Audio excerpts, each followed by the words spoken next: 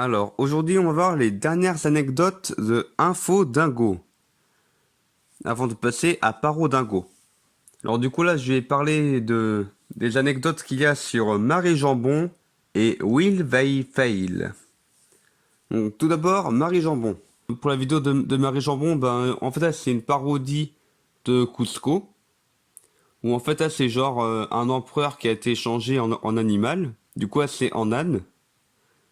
Pour expliquer comment ça se fait que la beauté de Jean-Marie Le Pen est un âne, quoi. Et qu'en fait, au départ, c'était un humain, quoi, avant d'être un âne. Et du coup, pour l'intro, je me suis filmé avec les chevreaux en train de les caresser. Vu que là, ils étaient encore tout bébés, c'était mignon. Et puis là, dans ce moment-là, quand je faisais I-an, Laura, I-an, I-an. En fait, là, je m'attendais à ce qu'elle me fasse des caresses, mais elle en a pas fait. Et bon, c'est pas grave. Et du coup, là, quand je chante Je suis Marie, jambon, empereur de Razi. Non, en fait, là, c'est un peu pour parodier le groove de l'empereur, du coup. Et là, pour toucher la peine, c'est un peu une parodie de Ismaïl Kronk, même par rapport aux voix. Oh ouais! Et du coup, dans ce point-là, pour faire genre qu'il passe par un passage secret qui est dans une bassine, en fait, là, j'ai mis au sol la bassine et je me suis filmé derrière, en train de ramper, quoi, pour faire genre que j'en sors. Et là, les cookies, en fait, ils sont pas du tout faits maison. En fait, ils ont été sortis du paquet qu'on voit, juste sur la droite, ça. Et je les ai juste mis dans une petite assiette. Le petit mélange là, que j'avais fait, il était dégoûtant parce que, déjà, je n'aime pas le lait d'amande de base. Et là, en plus, j'avais ajouté un peu de sirop de fraise dedans. Et le pire, c'est que j'ai dû boire deux fois ce mélange-là. Donc c'était une fois pour ce plan-là. Et une deuxième fois dans le plan où je me filme déguisé en Marie Jambon là. Et que je buvais ça. Parce que je m'étais filmé en train de le boire avant que je filme la préparation. Du coup, j'étais deux fois écœuré. Alors là, pour faire bouger la bille, en fait, ce que j'ai fait, c'est que j'ai retiré une partie du globe terrestre, vu que c'est en puzzle, pour pouvoir tenir une bille aimantée à l'intérieur, pour pouvoir déplacer la bille aimantée qui est à l'extérieur, celle qu'on voit. Et puis à la fin de Marie Jambon, en fait, là, j'ai voulu faire une justification de comment ça se fait que Jean-Marie Le Pen et Sushi n'ont pas du tout de la même voix dans cette vidéo-là que dans la suite. Et aussi par rapport à comment ça se fait qu'il n'ait pas cherché à tuer Marie Jambon plus tard, quand elle était devenue un âne. Alors maintenant, Will They Fail. Déjà, le titre, le titre de cette vidéo, c'est tout simplement parce que je voulais que ça fasse WTF, donc What the fuck en anglais. Et puis, et aussi parce que, étant donné que c'était la dernière vidéo de Infodingo, que c'était pour questionner, vont-ils perdre? Will they fail? Et puis là, dans ce plan-là, ma petite sœur, je sais plus trop qu'est-ce qu'elle jouait comme air, et c'était pas du tout l'air qu'on entendait en fond pour la vidéo. Et puis sur ce plan-là où on faisait un peu les danseuses, là, ma petite sœur n'était pas très confiante parce que la table était un peu bancale. Et du coup là, cette vidéo-là, c'était la toute première vidéo dans laquelle je fais, j'ai fait une référence à la période Covid, là, avec le coronavirus du coup, tout simplement parce que ça a commencé à nous embêter à partir de février 2020, il me semble. Et du coup, j'ai imaginé que ça se passerait super par rapport à l'environnement et tout par la suite. Mais bon, là, on est en 2024 et c'est pas le cas. Mais bon, si je pouvais faire des vidéos prémonitoires, ça se saurait. Alors là, pour ce plan-là, on voit les personnages courir. Bien sûr, c'était sur fond vert. Et puis en fait, là, pour faire genre que il court en avant, en fait, je m'étais filmé en avançant en marche avant. Enfin, j'avais juste filmé là en tant que zoom. Et puis après, j'ai monté la vidéo à l'envers pour faire genre que là pour faire un bon effet pour là pour les personnages quand elles courent. Et puis là, ben, j'ai fait du coup, ben là, pour faire une parodie de Rick et Morty plutôt que Doc et Marty. Voilà, avec le docteur Emmett Chaussette et Tony Clack. Ben en fait, donc Tony Clack, Tony Stark et Emmett Chaussette, parce que c'est Emmett Brown, il me semble, dans Retour vers le futur. Et puis là, du coup, j'ai créé un pisto portail, et puis ben, même par rapport au caractère un peu cinglé du personnage, là, ben, c'est en référence à Rick et Morty. Et aussi le fait que Tony Clack soit craintif, quoi. Donc là, pour faire un peu comme Morty dans la série. Alors là, ce carnet-là, ben, en vrai, je sais même pas où sont les pages.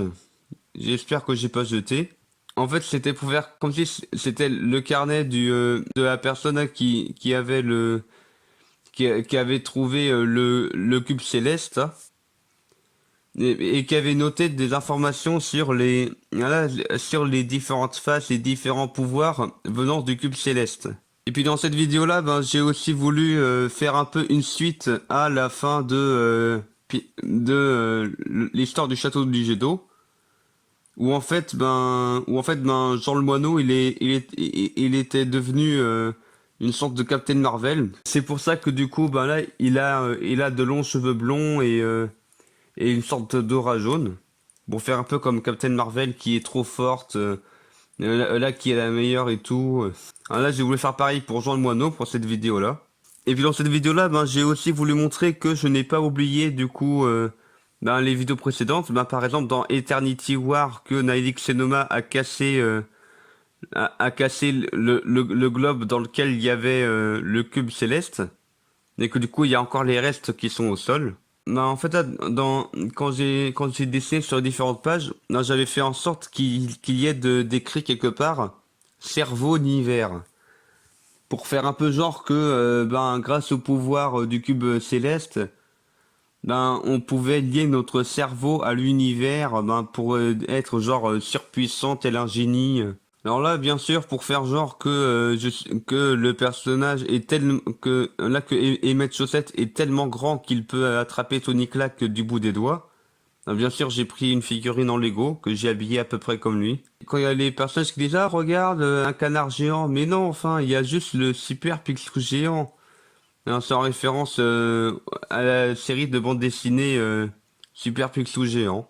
Et en fait là, quand il y a Ivrock qui arrive grâce au Pisto Portail et qui ramène différents personnages de différents univers, ben c'est en référence à Doctor Strange qui arrive alors que tout semblait fini dans Avengers Endgame et qui fait venir les différents personnages et qui fait venir ben, tous les super-héros qu'il y a dans l'univers, sauf que là du coup ben, c'est dans le multivers de d'Info Dingo là que j'avais fait, où je m'ai fait revenir ben, Eucalyptus Man, mais que j'ai redesigné du coup avec des bouts d'écorce et tout que j'avais mis sur ma petite sœur.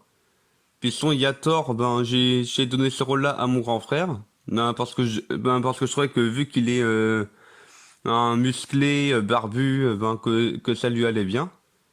Et puis son, ben il y a aussi Spider-Man, encore qui est encore joué par ma petite sœur.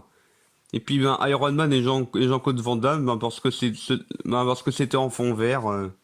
Alors je me suis dit pourquoi pas. Et puis là, quand Deadcock là, il met sur pause pour changer la musique, c'est simplement parce que ben, je voulais pas garder la musique de Adventure Time Game et aussi parce que j'avais vu récemment un Astérix et Obélix et le secret de la potion magique où il y avait la musique de You Spin Me Round.